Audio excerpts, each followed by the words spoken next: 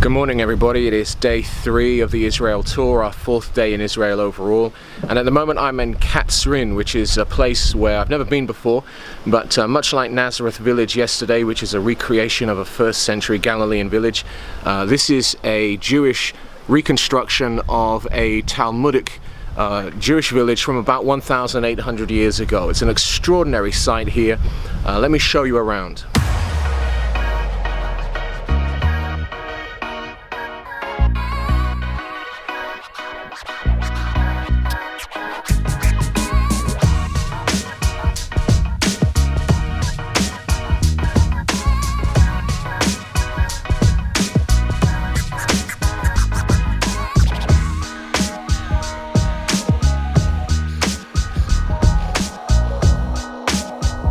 And we have many ways how to pick the olives. Can you be my olive tree for me?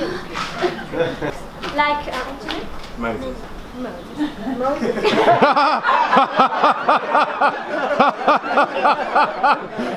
My first Moses. He is my olive tree. Can you stand like a tree, please? So, one way of picking the olives is taking the tree and and shake it. Oh, the Moses. Okay. So, one way of picking the olive is taking the olive tree and shaking it. Very good. Shaking it until all the olives fall down. Another way, we call it nekifa. You take a stick. Oh dear.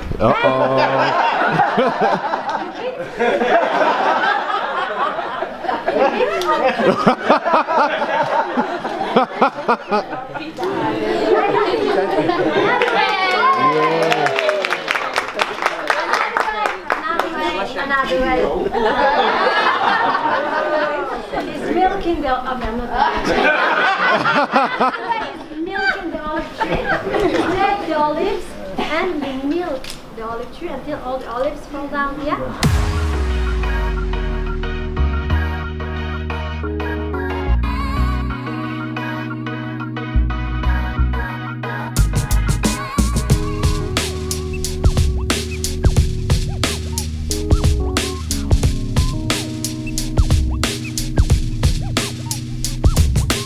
Well, that's a good idea, Brady.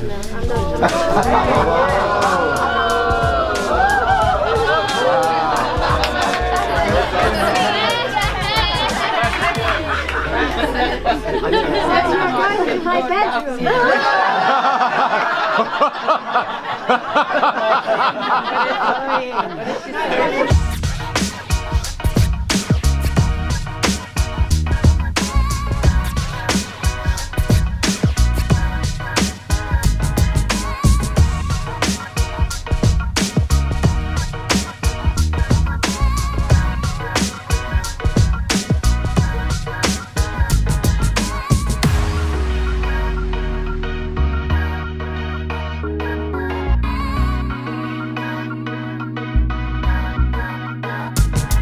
Behind me is a reconstruction of the Talmudic Jewish synagogue from about 1,800 years ago, and some of this synagogue is actually the original synagogue from the era, with some additional stones built up to help the reconstruction.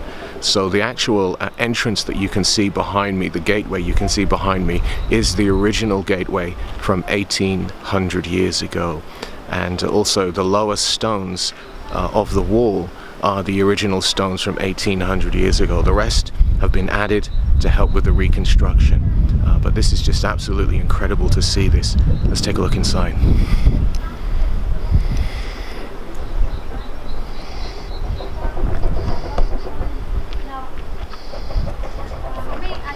I was born and raised here. My name is Noga. Nice to meet you. My name is Noga. I was born and raised. My parents came here after the 6 days war. They came here and they built the new Katzrin. It's a city here. Most of what we found here is in the Israel Museum in Jerusalem. Part you can see in the Golden House Museum in Katzrin. And here we have just something very small that they didn't take to the museum. Is a menorah. Can you see it? This is a very ancient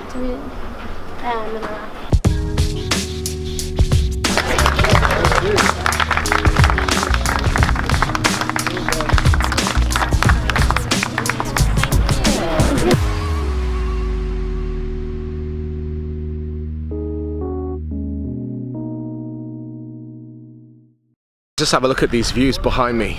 Let's look at the hills of Galilee right here. See how extraordinary this is. It's a stunning view, absolutely stunning view.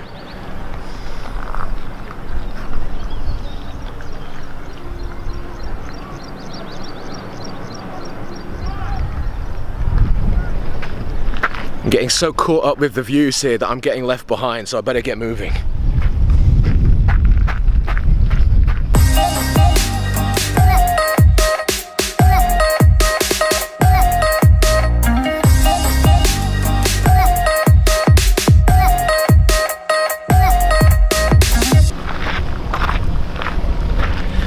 I'm really glad that I get the chance to come here to Bethsaida, because on the last trip in 2008 we intended to come to this place, but we simply ran out of time on that particular day, so I never got the chance to see Bethsaida. So this is a first for me, and I'm really looking forward to it, because if it's anything like Chorazin, which we did see last time, that was one of my favorite places in the Galilee. So I'm really looking forward to see what remains of Bethsaida here. Chorazin, like Bethsaida, is nothing more than ruins now. There's really not much to see at all. So why was Chorazin one of the highlights of my first trip? It's interesting to me that Bethsaida and Chorazin, along with Capernaum, which we'll see later, were all specifically rebuked by Jesus for their unrepentance. Those cities witnessed maybe the highest concentration of miracles in Jesus' public ministry, and yet ultimately they rejected him. In Matthew's Gospel, Jesus condemns their unbelief, saying, "Woe to you, Chorazin! Woe to you, Bethsaida! For if the mighty works which were done in you had been done in Tyre and Sidon, they would have repented long ago in sackcloth and ashes." And to Capernaum he says that it would be brought down to hell. For if the mighty works which were done in you had been done in Sodom, he says, it would have remained to this day. But I say to you that it shall be more tolerable for the land of Sodom in the day of judgment than for you. All three of those cities now lay waste, and they have done for the better part of 2,000 years. Other Galilean towns that Jesus preached in that were not cursed by him have continued to be places of human habitation, and some of them even to this day, like Tiberias, which was a key town in the 1st century and is a thriving city today. Even Nazareth, though it rejected Christ, it wasn't condemned by him, and now it has a population of over 75,000 people. But like the fig tree that withered from the roots, Capernaum, Chorazin, and Bethsaida are gone. They're nothing now but black basalt rocks scattered over the ground like a scar on the landscape. And I don't think that that's a coincidence. Jesus Christ is Lord, and this is just a small but significant example of the truth, power, and authority of his word.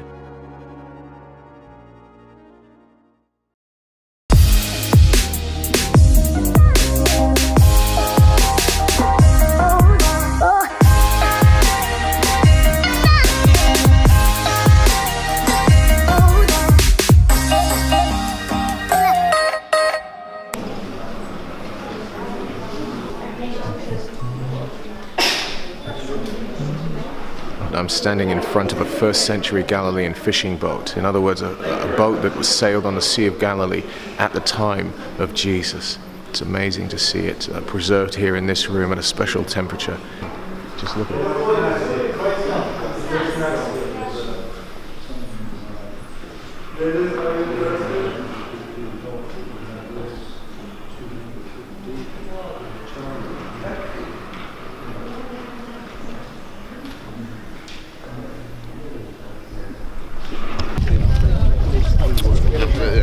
Just on our way now to one of the most exciting parts of the Galilee section of the tour, and that is the boat ride on the Sea of Galilee itself. So we're just about to get on board, and the weather is great. The Sea of Galilee itself looks calm. The lake water looks very calm at the moment. The sun is out, slightly hazy and misty in the distance, but it's going to be a great day for a boat ride.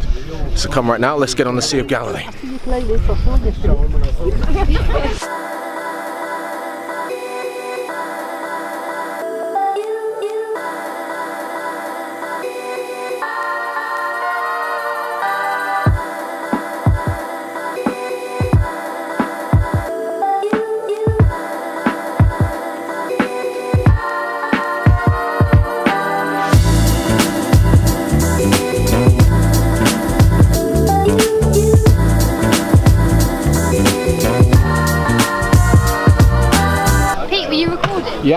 quite nice.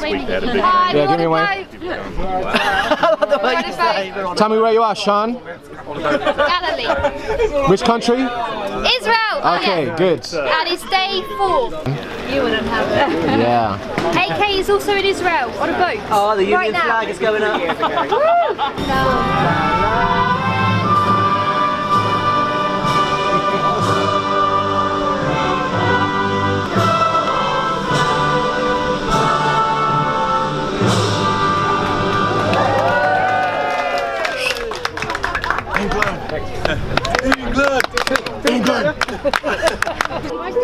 Right here on the Sea of Galilee. The view is amazing. The sun is out. When I did this back in 2008, it had been raining all morning and it was overcast in the afternoon. But this is glorious. The sun is shining. It is very warm out here and everyone is having a good time.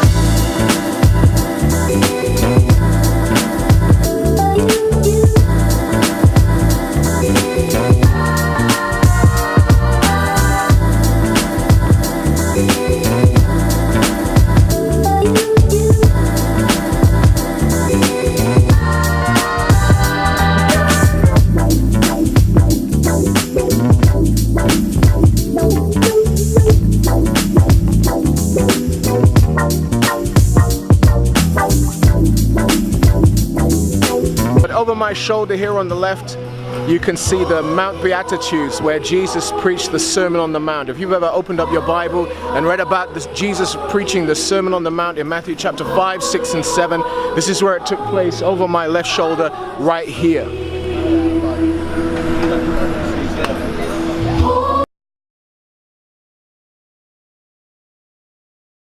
It's going to be a great day for a boat ride. A great day for a boat ride. A great day for a boat ride.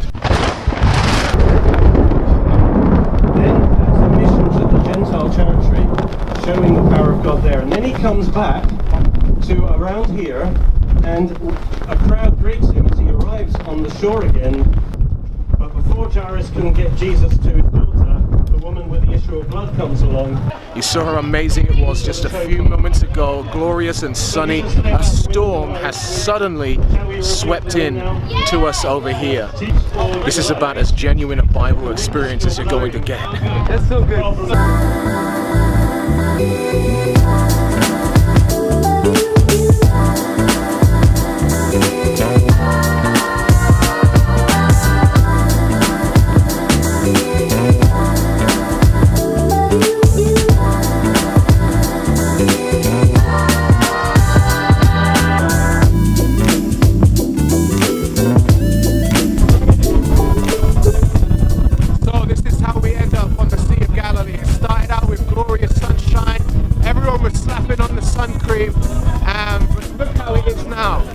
Which just shows that when the Bible said that the storms could come upon the Sea of Galilee suddenly, it really did mean suddenly.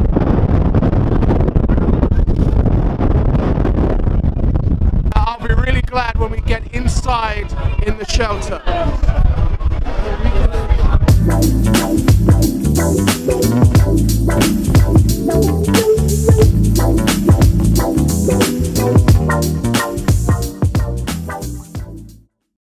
Okay, as if this really exciting day couldn't get any better, look where we are right now.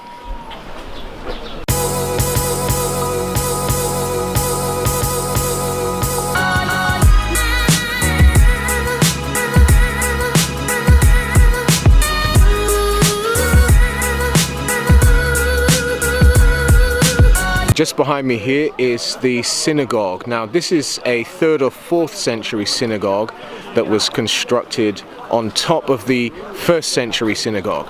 So even though what we're going to see in terms of the ruins that we're going to walk inside is not the actual synagogue of Jesus' time, it is built on top of that synagogue. This is the space where all of the action in Mark chapter 1 took place, where Jesus entered into the synagogue on the Sabbath day, and as he taught there, the man with the evil spirit began to cry out, "What have we to do with you, Jesus of Nazareth?" And he cast that spirit out. This was the beginning of the stir that Jesus caused here in Capernaum, which of course then became his home base. Let's go and take a look at the synagogue.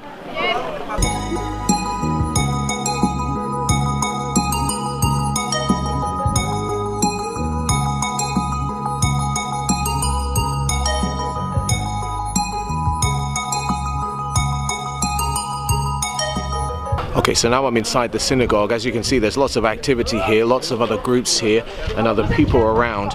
But I mean, this is amazing. This is so well preserved. As I said, this is the 3rd or 4th century synagogue, so it is from a later period than the time of Jesus. But it's a remarkable example of architecture.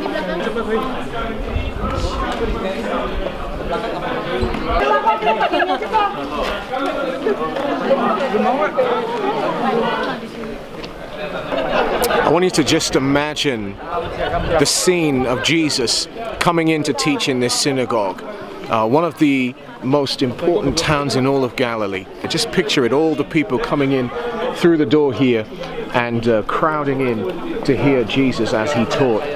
It's good that we've got all those folks sat there. You can just picture a crowd so much easier. But just imagine them as they came in and listened to Jesus as he was preaching and teaching. And then somewhere among them, the man begins to stir and cry out with that demon in him. That unclean spirit begins to cry out, "What have we to do with you, Jesus of Nazareth?" And the whole place is now focused on that man, and all the eyes are fixed on him. And then they look to Jesus and see what he will do. And he just speaks a word and commands that demon to come out. And the people are astonished as they see that man set free. And they say, "What kind of man is this?"